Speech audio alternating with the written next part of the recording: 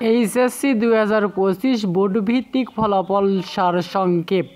Board পাশের হার, জিপিএ-5 সংখ্যা জানিয়ে দিচ্ছি আপনাদের সমস্ত বিস্তারিত।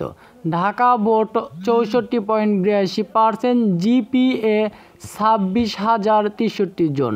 চট্টগ্রাম বোর্ড 52.57%, জিপিএ 6,097 জন।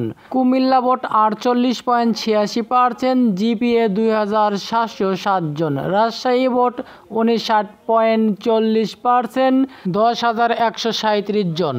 যশোর বোর্ড 50.20%, জিপিএ 5,995 জন। বরিশাল বোর্ড 62.57%, জিপিএ 1,674 জন। সিলেট বোর্ড 51.86%, জিপিএ 1,602 জন। দিনাজপুর বোর্ড 57.49%, জিপিএ 6,260 জন। ময়মনসিংহ বোর্ড 51.54%, জিপিএ 2,684 জন।